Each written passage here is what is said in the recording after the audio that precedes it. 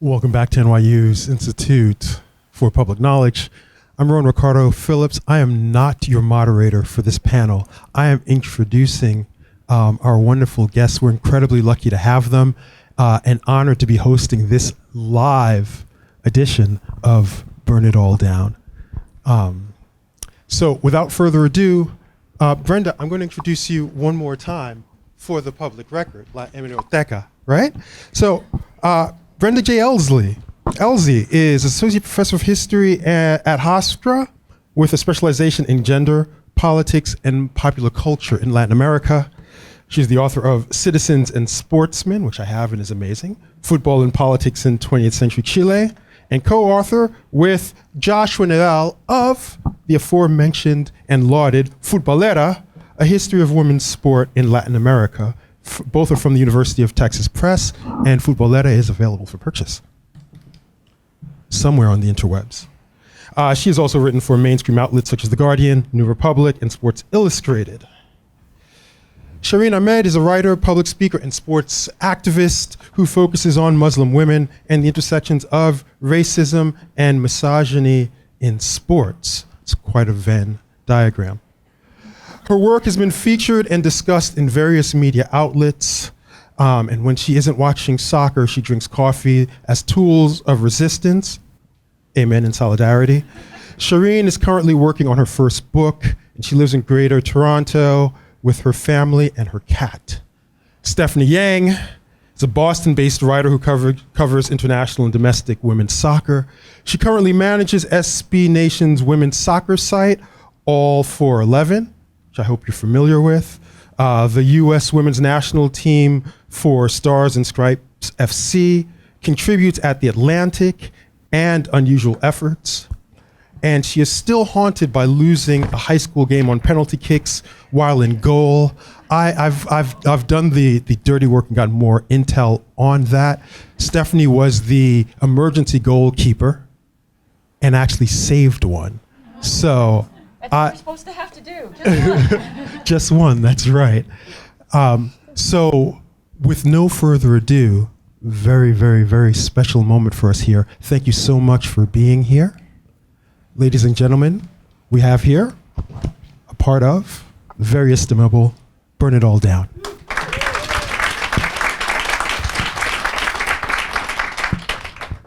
Good afternoon, flamethrowers. I'm Shireen Ahmed, and we're so happy to be here at the New York University Institute of Public Knowledge with the two, and I'd like to humbly say that we are the destructive nuclei of patriarchy in the soccer media.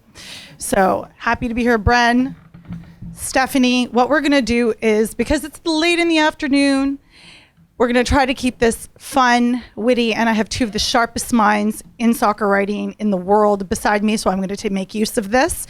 So we're gonna do rapid fire round. Rapid fire round, so I'll ask the question, Bren, you, then Steph, then me. And then we'll get into some serious discussions. Okay, first question regarding France 2019. Which player are you most excited to see, Brenda? Formiga, 7th World Cup. Brazil. Christine Sinclair, because you know why. Yeah, solidarity. Me, Asisat Oshoala of Nigeria. Woohoo. 2, best kit. Oh, Japan. China away. France. Okay. 3, sorry. Decolonized your mind. I know, sorry. I know, so bad. Half of them are North African. Leave me alone. Decolonize their mind. Okay. One player you wish was not retired or still around. Nadine Ainger forever and ever. Kelly Smith. Louisa Nassib Kadamuro. French food, street food you're excited to try. How do they call French fries? Frites. Frites. Those things. Okay. I don't really eat street food. Okay. I'm a vegetarian. Look, it's all in lard. What do you want from me? Like, come on. Okay. I eat street food because I'm a little garbage person. So apparently France has a taco, but it's not any conceivable taco that we would know either here as Americans or like people in Mexico. It's some kind of abomination. and I want to eat it real bad. Me, crepe with Nutella. Simple. The most famous person, possibly French, that you are hoping to bump into. The most famous person I'm excited to see. I go first. This is hard. The person okay. I'm thinking to bump into. French person. Zidane. Oh, you stole mine. The most famous French person? Yeah. I don't like meeting famous people. In Community, Donald Glover, he's like, I told you I never wanted to meet LeVar Burton because he freaks out when he meets famous Right. people. That's me. Okay, so you don't want to meet anybody famous? No. Okay.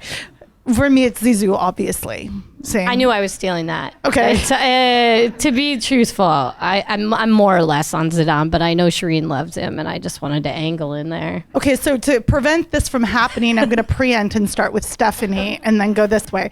Do you know the words to any other national anthem other than yours? Yeah, I know the Canadian national anthem. Oh. Okay. Same. Oh, okay. I know the Marseillaise, so. And mine. Oh, that one too. And I actually don't know the Star Spangled Banner by More people heart. should learn La Marseillaise. The lyrics go really hard. They're like the blood of our enemies in the ground. It's pretty intense. It's very intense. Argentine ones like that too. Is it The about good bloody? ones are the ones that go over the time limit of FIFA, and then they just keep singing. That always makes me want to cry. I always feel like that's really profound and moving somehow. So this is going to get a little intense. I'm going to start with Steph. Worst Federation Award. So the federation that is the worst, not an award given by the federation that is a bad award. It's the Destructive Nuclei of Patriarchy in Soccer Media Award for Worst Federation. Who are you giving it to? Okay. Well, I can answer it both ways. The worst federation.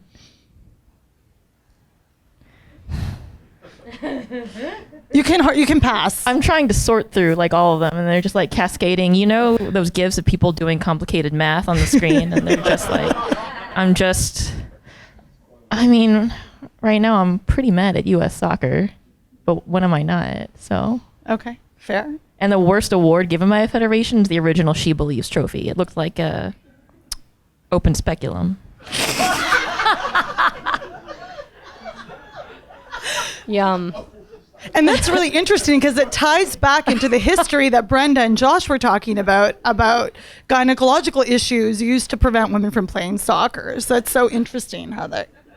Yeah, I hear you giggling. pseudoscience. Grow up. Grow the F up. We should all know what a speculum looks like. I'm going to preempt this by saying I want to work with all and collaborate with all federations. I'm afraid for my life and being, perhaps, but it's got to go to Brazil. The CBF is, that's where they win the award for ignoring the most talented generation of players that I've seen. I'm still really mad in Nigeria for not paying their players who won the Central African Cup. This is the 8th year they won it. They didn't get paid for over a year. They had to do a sit-in. I am not happy about that still. But just because we're fair-minded, lovely individuals, what we're going to do is equally give all federations a hard fail. So, yeah. So this is supposed to be rapid fire. Country you follow and hope to see the next. No, what does that say? My penmanship is terrible. But what is that word? Country you follow and hope to see in the next. Oh, country iteration. Country that didn't make it this time, that didn't qualify for the World Cup, that you hope to see in the next iteration. Mexico. Hey. Anywhere, North Africa, Middle East, South Asia. I'm going to throw it out there, Southeast Asia. So I'll take anything pretty much. Team with the best fans. Not the United States. So I need to hear that again. Not the United States. Okay. Jamaica. I'm going to say Scotland. Look at you. Oh, Japan. Oh, yeah. Okay. I still might stay with Jamaica. They were pretty rockin' fun last qualifying. Yeah. Okay. some type of dream that you have related to the Women's World Cup, like some reverie that you've been sort of thinking about. Like it could be like a World Cup without something, or a World Cup with something that you want that'll fulfill your personal vision of the Women's World Cup. Ask Brenda first. Okay, Brenda? Okay, so we do have the director of fair in the audience, and they have a diversity house in Paris. So I do have like some sort of dream taking place there that like all of the cool ass players will come and hang out with my kids at said house, and that I could just tell them how amazing I think they are, particularly Formiga. So that's Wow. yeah. Is that too much? No, that's beautiful. I also want Shireen to change her plane ticket to be there too, and so those are my types of brief fantasies. Okay. Mine is super simple. I don't want Kobe Bryant anywhere near the Women's World Cup. He's already infiltrated the WNBA. I want to keep it as Fair. nice as possible. That's my personal dream. Yep. My wildest dream for the World Cup in France is to not get kicked out of the country for an international incident. And overall is one day to see like crazy international coverage. I want it to have the same level. You know how during the finals of any sport, like it's just wall to wall on SportsCenter, you cannot escape it. You might not know anything about basketball, for example, but somehow you know like all the stats of the Golden State Warriors just because it's that's what I want everyone to be able to just rattle off stats because you know, they had the news on in the morning and they're like, oh, did you know that Mal Pugh, blah, blah, blah, blah, blah. They don't even watch soccer and they know. That's beautiful. So yes to all those dreams.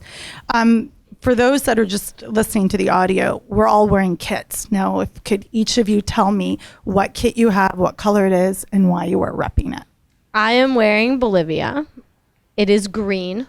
It's a bright green, meaning that Shireen and I are evoking a holiday. Because she's in red.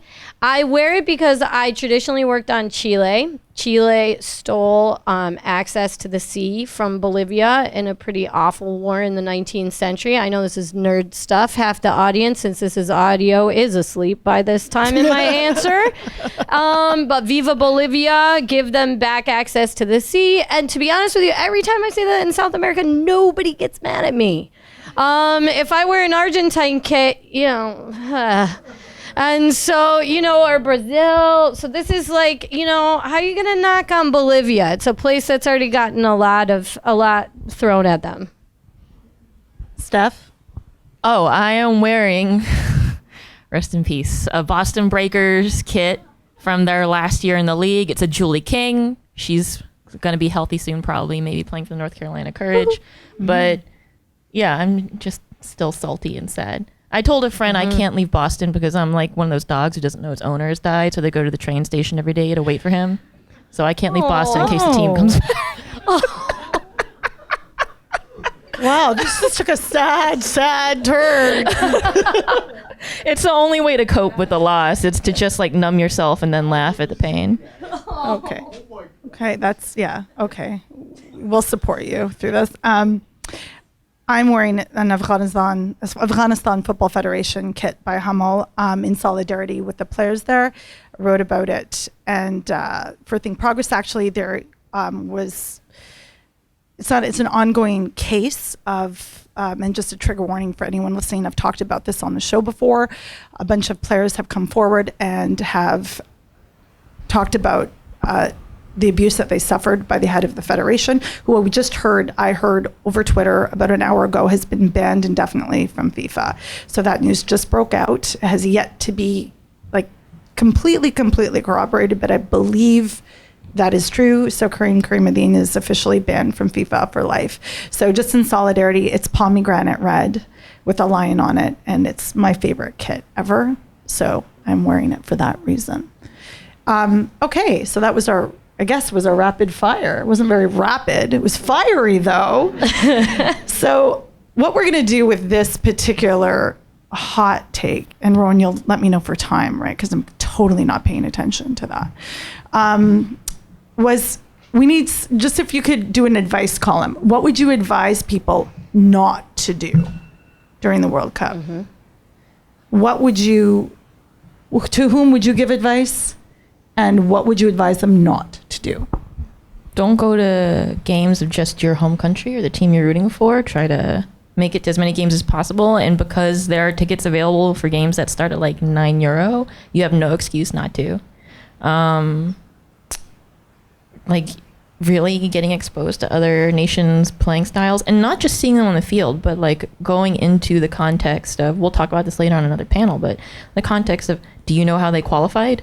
Do you know the stories of some of the non-high profile players on the team? Do you know the context of, do they have federation support or not? Are they being broadcast in their home country? And then meeting their fans as well. So we talked about our team's favorite fans. So like Japanese fans, some of the best people in the world. They like, people have, this kind of racist image of East Asian people as kind of meek and quiet, but like Japanese fans can get turned. They clean up afterwards, but they can get turned. So like, go experience another country's football culture. I wrote a list of do nots because Shireen told me she was going to ask me this. And this is what I wrote. I'll go as fast as possible. Do nots. Don't go as fast. No? We're good. Oh, we're good. All right, I'll go slow.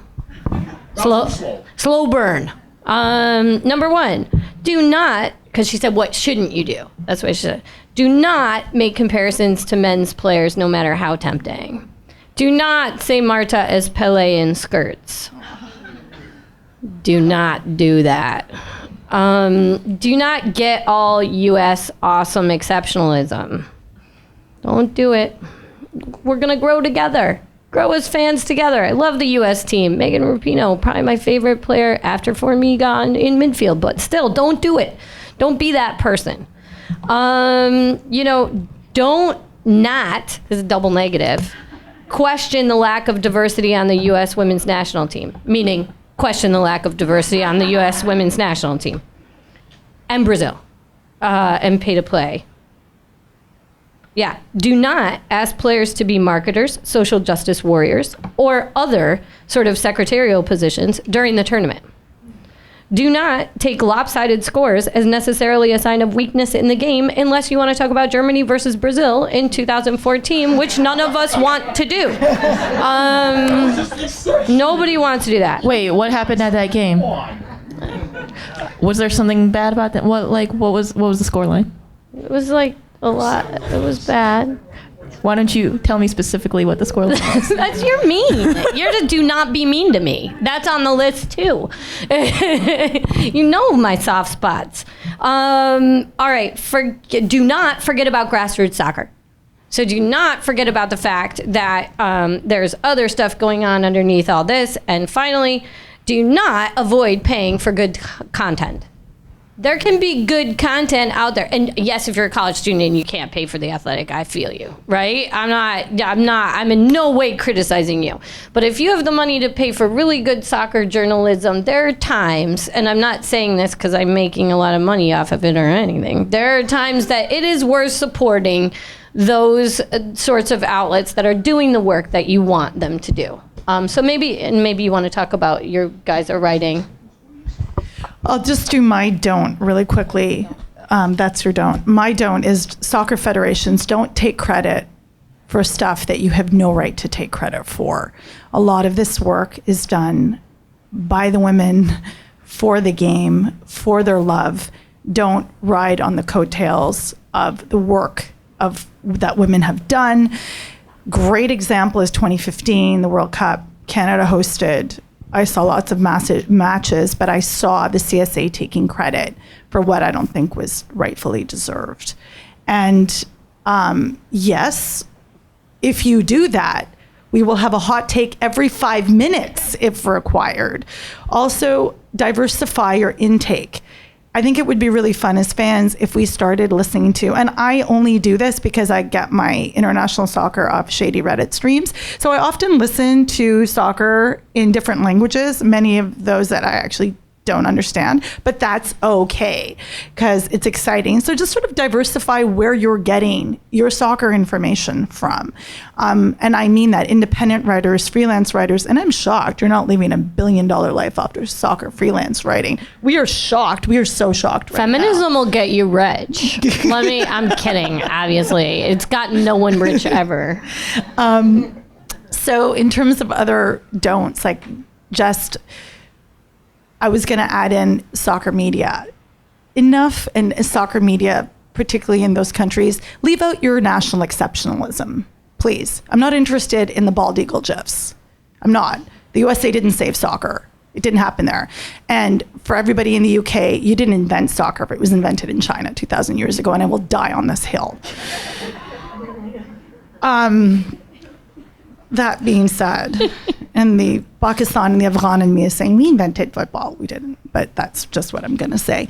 I think that other don'ts of like, enjoy it. Don't feel like, well, I don't want to expose my whole family to it. Don't watch it in secret because it's not a guilty, shameful thing that you need to do. If you're somebody identifies as a man, do not feel you have to go into a basement or quietly sneak off into a bar because you don't want anyone to see you watching women's football. It's okay. You can do it publicly. It's fine. That's important. And if you have swag, wear it, celebrate it, enjoy it. This is a completely joyous time for all of us. I mean, it's one of those things like, yes, it's FIFA. But we're going, and we struggle with this. We talk about this on the show. We've talked about this in general, about how we struggle with those things, and we're not having uncritical celebrations about this. However, we want to elevate the game. We want to be guardians of the game. We want to have it as inclusive as possible and enjoyable as possible, because that's how it grows. And we want to give props to these players. So basically, and I mean, my life rule about don'ts are just generally don't be an asshole. So don't be oppressive in your approach to taking in the game. You don't have a right to do that. So that's kind of like my don't. But we're going to segue now into talking about where to get your information from a little. Is that what we're going to talk about? Freelance writing. About? Is my Canadian showing? Yeah. Okay. I don't think I sound like that. Do I sound like that? About. Yeah. Michelle, do I sound like that? Yeah. Okay. Okay. Okay. Where to get soccer news during the Women's World Cup? We'll burn it all down, obviously. We're going to have 3 weeks. We have interviews with Sissy and the like, so there'll be good things over the next month. I'm doing a big, I don't know, is this self-promotional or No. where do I get stuff? Okay, well, I'm Stephanie, confused. why don't you start? I'm going to follow Stephanie. Yeah. All right, I just want to say, yes, wear swag, assuming that you can get it. Nike and US Soccer, Adidas. Anyway, where to get news? Well, I'll be on the ground in France for SB Nation, trying to do some good stuff every day, get the local flavor. We're writing about it at The Athletic as well. There's obviously Burn It Out Down. I'm sure more independent outlets, like Victory Press, probably. Equalizer will have will definitely good be. Oh yeah, Equalizer will definitely. Susie Rack have. will be there of the BBC. Yeah. Definitely. Equalizer. Yeah, Janine Anthony of BBC Africa will be there. She'll be in France. Al So Jazeera did good 2015 on some of the AFC teams, so I would expect them to come back. cover it. Yeah. I know there will probably be a ton of people there who were going literally on their own dime. That was my original plan. I saved for 4 years to go to the World Cup before SB Nation was like, hey, if you're going to go to France, we can help you with that. I was like, oh, thank God. But there are a lot of people who are probably going to be there on their own dime and will be doing work while they're there for free. Nobody is paying them to do it, but they're doing it because they want to increase coverage of the game. But they'll probably be writing for Equalizer, like we said. I know that for the World Cup Media Diversified, which is a media organization in the UK, does a segment. Shane Thomas, who's a friend of the show, hopefully he's going to do something around it. He did it around the Olympics, so I think that's really powerful, and that would be great if he did. So Shane, if you're listening, can you please do that? Also, the CBC will be there. If anyone is taking in news, just if you were in the last panel and you want to make Josh and I happy for life, and you see people talk about the first World Cup being 1991 or the Invitational in 1988, and you ever just feel like writing into them and saying this is utter bullshit, I would really appreciate you saying it was 70, 71. Just saying. Well, also, if your local outlet is not covering the World Cup, you should probably email them and be like, where's your World Cup coverage? We'll talk about that more also in the next panel about disrupting the media apathy cycle. But I know FIFA actually does put out a list, though, of like country by country who has the World Cup rights. In the United States, it's Fox, and their broadcast team is actually pretty decent. I'm pretty excited for Allie Wagner. Yeah, me too. I think she's probably one of the best analysts in the game, men's or women's. But yeah, look at country by country, because it's like Shireen said, sometimes when you watch a not acquired legally stream, you get interesting perspective. Like, I would actually really love to watch, like, I was watching the Japanese coverage of the 2011 Women's World Cup, and obviously it was a big loss to the United States, but on the Japanese side, there was so much context around it as well because of, the tsunami and stuff. Like, it kind of actually really helped as an American who was really disappointed in that loss and seeing like, oh, but somebody else won, and it really mattered to them. So, Oh, yeah. I mean, it matters to any country, but at that time, specifically in that context, it was a really big bomb. That's actually a really good way to think about soothing one's soul after a terrible loss. I mean, I'm still hurt over the Champions League of Men's, and I know. And it's not easy for those of you who listen to Burn It All Down. You've heard me the last episodes whining about Barcelona. But it's a really good idea, although I'm not willing to listen to Liverpool's coverage of that game. But so I'm zero interested. But in terms of World Cup, I like this idea. I really do, of being like, okay, so if Italy beats Brazil, where I will maybe weep, I will listen. I should go to the Italian. Like, that's actually like a really awesome thing. And then I can hear how happy they are and be like, yes, this is great. World Cup is where you discover like, oh, I have a lot of feelings about Scotland I didn't know I had. Oh, okay. Just the random country where I already have a lot of feelings about Scotland. Yeah, Kim Little. I don't know. really They play excited. Argentina. Can you drop those feelings during that game? No, because England colonized where I'm from, so I'm okay with like cheering for Scotland. They did plenty of colonizing in Everywhere. Argentina. I- I think, Malvinas. I think Of course. come on. Okay, so here's the thing though. 2011 was very special for me. Hamari Sawa is like one of my favorites. So I have a different. Yay! Yeah, and I loved that World Cup. And I'm not saying I'm sitting here and just wanting the U.S. to like crash down in flames. I'm not saying that at all. But what I'm saying is that there's a beautiful place, and as Brenda alluded to, there's the soccer goddesses are into humility this year, as we've seen. Various Champions League things, and just to remind everybody, Barcelona did make the Champions League final. The women did, and they're playing on Saturday. So I know it's just to make you feel better. So that no. But anyways, so that's a great idea to check in with the side that that has lost. That's a great idea. I'm sure Canada after the 2012 Olympics, they were like, oh, but somebody else won. It was fine. Oh God, She's so mean. This is just mean. Look, I say this with someone with like 2 Canada shirts in my backpack right now.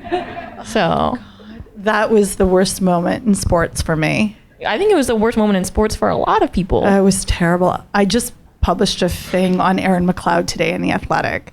Cassidy, I'll get you a free screenshot version. But that moment is thing. So just moving on in this I can't talk about it, it'll upset me. Your moment of greatest joy and recollection in a recent Women's World Cup that you want to share, or not recent, any World Cup. Okay, can I do it about the one that hasn't happened yet? Which is Sure. Which is a great friend of the show and doctoral student and all around badass, Gabriela Garton, who's the keeper for Argentina, who works in grassroots football, is, constantly presenting. I got to meet her in Buenos Aires. I've always, been a big fan of her work and tried to promote her whenever possible. And because she's also just a great writer.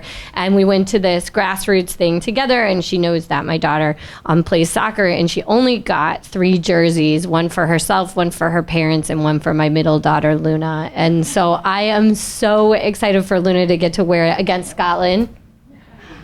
So it's already happened. So I was like, yay, like grassroots women's football, and the fact that Argentina got there in spite of all this means that they've already won. Okay, that's amazing. Do you have a favorite moment? So I have a terrible memory, but in the 2015 Women's World Cup, I spent most of it in Vancouver, and we had the stadium pass for BC Place. Mm-hmm. So we went and saw all the group round games that were at BC Place, and I believe Japan played Netherlands, I want to say. Mm-hmm. It's like the one group game that sticks out to me because of the pleasure of getting to see the Nadeshiko play live. Like things are very different live versus TV, and we had great seats too. We were first row center field, not to brag. we jumped on those tickets early, but like the pleasure of seeing, especially Homare Sawa, knowing it was her last World Cup, like the emotions. Socks. Yeah. So I really recommend, if you're able, to always go watch soccer live, because on TV you can see the whole field. It's kind of like playing a game of FIFA. It can feel slower as well, but when you see it live, you see the time and space the players have in order to make the play happen. You're like, oh, it's so compressed. Like the skill on display here is incredible. So like watching them, it was really like watching a master compose like art in real time. Oh, wow. That's like really lyrical and beautiful stuff. I'm a writer, Shireen. So am I, damn. So my moment hasn't happened yet, but it's clearly when the co-prime minister of Canada, Christine Sinclair, surpasses Abby Wambach with most amount of international goals. So that when that happens, soon. We're here just to burn it down. I just feel very strongly, knock on wood. But in terms of the moment that happened already, is the technical perfection of the quarterfinal match between Germany and France when Louise Nassib was just flawless. It was heartbreaking because France lost, but the technical perfection of that game in Montreal was something I will never forget. And you already said Homare Sawa because she's a champion. And, her just picking up FIFA Player of the Year in a kimono was like forever. Goals and a mood that will just... That was like some Met Gala flexing on everybody else, like in their little black dresses or whatever. And then she was like, get a load of this power move. And she was truly the most beautiful thing I had ever seen. She was the vision, and that was just, it blew my mind. And even Messi, like, who didn't have a stylist at that point, was just, he was sad looking to me. I mean, he's majestic, of course, Brenda, but Homare Sawa, and oh man. So Homare Sawa is greater than Messi in all fashion, yes, and social skills. So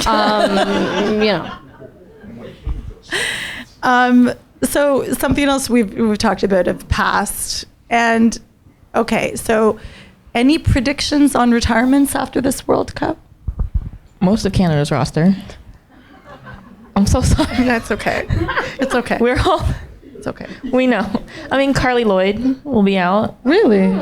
Maybe she'll stick through the Olympics. I mean, she's a competitor. She'll want another gold. I'm not saying they're going to get it, but she's going to want it. Yeah. Okay. Ooh, I'm trying to think. I mean, your first guess would be Formiga, but I would say no. I'd say, why now? Why now? Why ever? But we'll see how she does.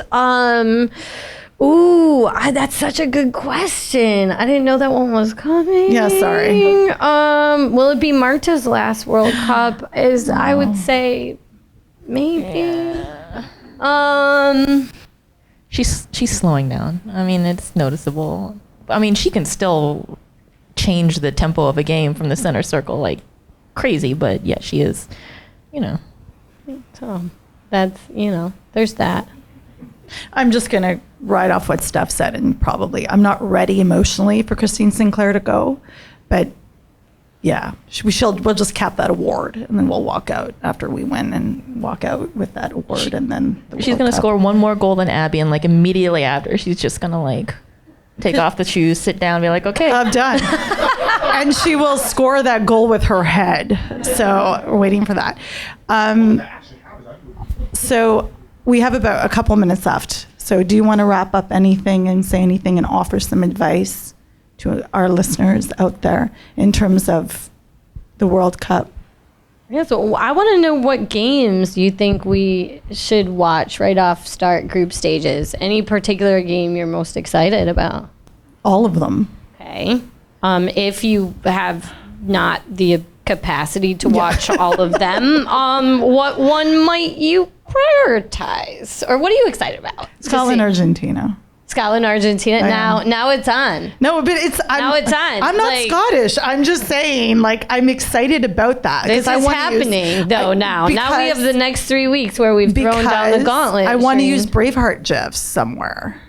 Yeah. I'm totally joking. I totally don't want to use Braveheart GIFs, but I think it'll be an exciting game. It's Scotland's first birth. It'll be exciting. I also really want to see Jamaica. The Ragged Girls have worked so hard to get up there. Big respects to them. Yeah. Be really all of them, I think. Well, leaving aside that you say GIF instead of GIF, I'm excited for France, South Korea, just because the motherland. Yeah. Respect. Yeah. And I want to see Australia, Brazil. I don't know if I'm going to be able to get over to Montpellier to see that in person. I'm hoping so. Yeah. But Australia, this is the time. We've been talking for like the past 2-3 years now. Australia is like a new world power in women's soccer. But this, Yeah. now they have to prove it. Yeah. They just went through a big coaching upheaval. Mm-hmm. You know, they're bringing some young kids on the roster, as Australia tends to do. And, you know, Brazil as well. You know, I worry so much about Brazil, though, because if they don't perform, that's used as proof against them. Yeah. It's always justification. And it's like, no, it should be exactly the opposite. If your team's not performing, it means you didn't put in the resources for them to perform. Mm.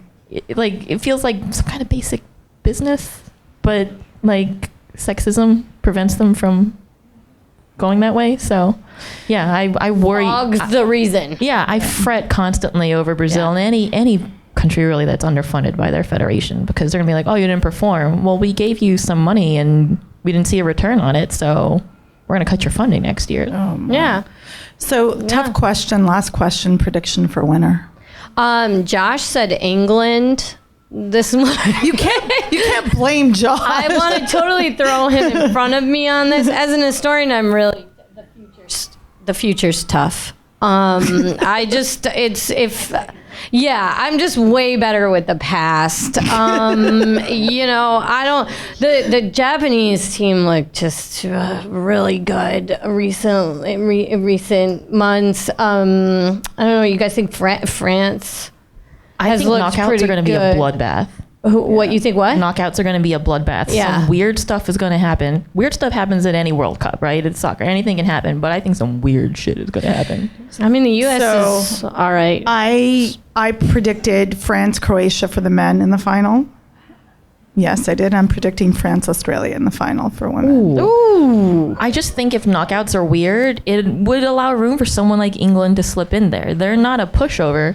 They've been perpetual underperformers for years, and now they're starting to finally look like the team to fulfill the potential that we all saw in them for years and years and years. Yeah. I mean, it's sad they're going to do this without Kelly Smith, but what can you do? Yeah. So who knows? So, but thank you very much for being here, and thank you very much for enjoying our quips. Thank you to both of you for being brilliant, and we'll look forward to hearing about everyone's thoughts going as we approach the Women's World Cup in France.